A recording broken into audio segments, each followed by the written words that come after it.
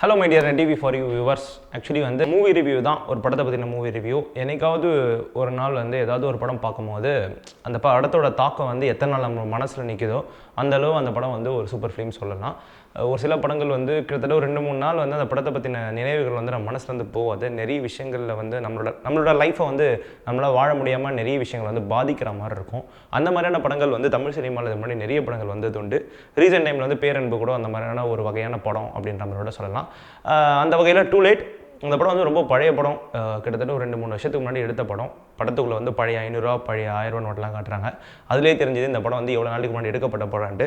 ஏன் இவ்வளோ பெரிய ஒரு கேப், இந்த படத்தை ஏன் உடனே வந்து ரிலீஸ் பண்ணலை அப்படின்ற கேள்வி வந்து எல்லாருக்குமே இருக்கும்.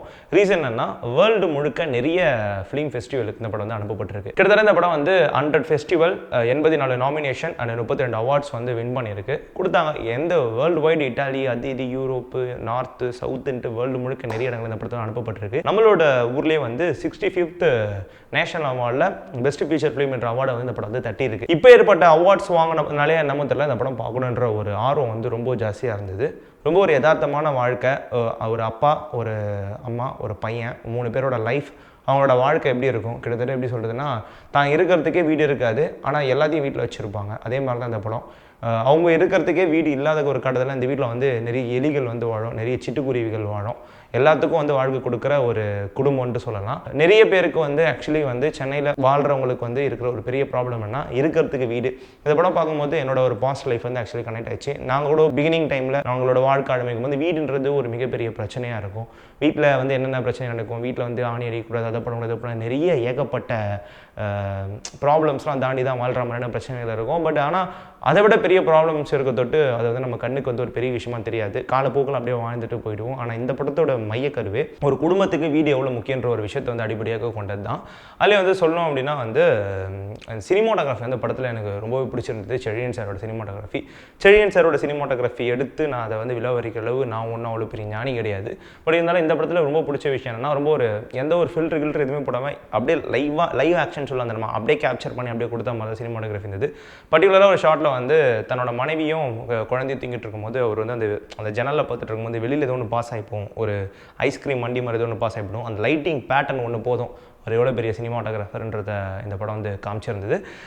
ரெண்டாவது இந்த படத்தில் ரொம்ப பிடிச்ச விஷயம் என்னென்னா வந்து பேக்ரவுண்ட் ஸ்கோர் இல்லாத ஒரு படம், இசைன்றதே இல்லாத ஒரு படம், மியூசிக்ன்றது இல்லாத படம், பின்னணி இசை இல்லாத படம். இந்த படத்தை வந்து எதை வச்சு பயணமாக விளையாடிருந்தாங்கன்னா, சவுண்ட் டிசைனிங் வச்சு தான் பயணமாக விளையாடிருந்தாங்க. சின்ன எப்படி லைவாக வந்து போய் கேப்சர் பண்ணாங்களா, இல்லை லைவாகவே எடுக்கப்பட்ட விஷயங்களா, இல்லை வந்து ரெக்கார்டிங் தேட்டரில் போட்டு வந்து ஆக்சுவலி சவுண்ட் வந்து மிக்ஸ் பண்ணாங்களான்றது தெரியல. அவ்வளோ ஒரு சூப்பராக இருந்தது. இந்த படத்தோட ஒரு ரெண்டாவது ஹீரோ யாருன்னு பார்த்தீங்கன்னா Srikar Prasad sir. Cuts and shorts, ஒரு சில ஃப்ரேம்ஸ்லாம் வந்து ஓகே, எடிட்டிங்ன்றது எப்பேற்பட்ட ஒரு விஷயம், அது எப்பேற்பட்ட ஒரு ஹார்ட்ன்றது வந்து படம் பார்க்கும்போது தெரிஞ்சுது. இது எல்லாத்துக்கும் மேலே வந்து ஃபைனலாக படம் முடியும் போது இந்த படத்தை வந்து எங்கள் அம்மா எங்கள் அப்பாவுக்கு வந்து இந்த படத்தை நான் டெடிகேட் பண்ணுறேன் அப்படின்ற மாதிரி வந்து படம் வந்து முடியப்படுது.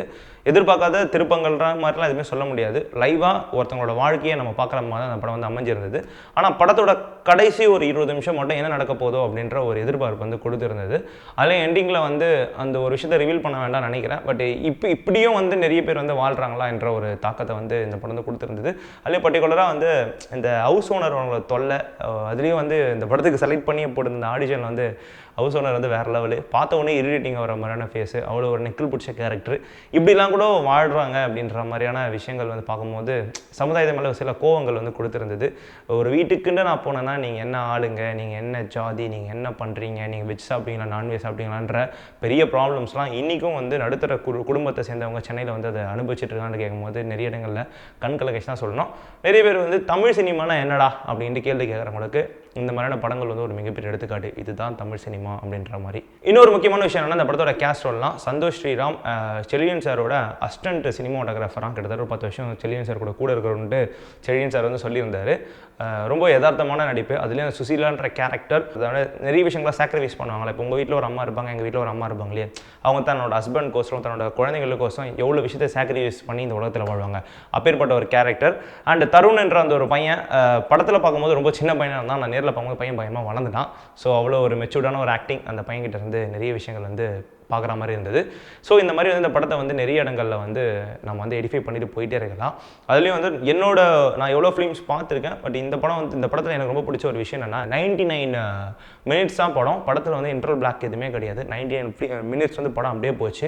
என்னமோ தெரியல, அந்த இன்டர்வல் பிளாக் வந்து அந்த அட்மாஸ்பியர்லேருந்து நம்ம வெளியில் போயிட்டு திருப்பி தியேட்டரில் வந்து உட்காந்துருந்தா ஓடும் நம்மளோட மைண்ட் இப்படி டைவர்ட் ஆகிருக்கும் பொழுது அந்த 99 நிமிஷத்தையும் அப்படியே ஒரே ஃப்ளோவில் பார்க்கும்போது வந்து படம் நிறைய விஷயங்களை வந்து நம்மளுக்கு கற்றுக் கொடுத்ததுன்னு தான் சொல்லணும். ஸோ இந்த மாதிரியான நிறைய பேரும் நம்மளோட இந்த சமுதாயத்தில் வாழ்கிறாங்க. அவங்களோட சேர்ந்து தான் நம்ம இந்த சமுதாயத்தில் வாழ்கிறோன்றது வந்து நிறைய இடங்களில் வந்து மனசுக்கு வந்து கஷ்டத்தை கொடுத்தது. ஒரு சில படங்கள் நான் இந்த ரிவ்யூவோட பிகினிலே சொல்லியிருந்தேன், ஒரு சில படங்கள் வந்து ஒரு மிகப்பெரிய தாக்கத்தை வந்து நம்ம மனசில் ஏற்படுத்துண்டு. இந்த படமும் அந்த மாதிரியான ஒரு விஷயம் தான். ஆனால் ஒரு வருத்தமான விஷயம் என்னென்னா, கமர்ஷியல் வைஸ் இந்த படம் வந்து எப்பேற்பட்ட ஒரு வெற்றிகரமான படமாக அமையுன்றது தெரில. ஆனால் அந்த படத்தை எடுக்கும் போதே வந்து இது வந்து எனக்கு லாபம் தர படமாக இருக்க தேவையில்லை, எனக்கு பிடிச்ச மாதிரியான ஒரு ஆர்ட்டாக அந்த படம் இருக்குன்றதை டிசைட் பண்ணி தான் அந்த படத்தை எடுத்திருக்காங்கன்ற மட்டும் க்ளீனாக தெரிஞ்சுது.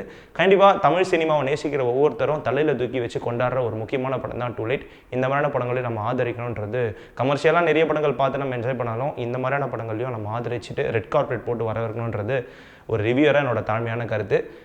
பேசணும்னா நிறைய டூ லைட்டை பற்றி பேசலாம், ஆனால் நிறைய பேசினாலும் அது நல்லா இருக்காது. இந்த படம் வந்து நீங்கள் பார்த்து என்ஜாய் பண்ண வேண்டிய படம், அனுபவிக்க வேண்டிய படம், ஃபீல் பண்ண வேண்டிய படம். அது எல்லாத்தையும் என்னோடய வார்த்தைகளை என்னால் விவரிக்க முடியாது.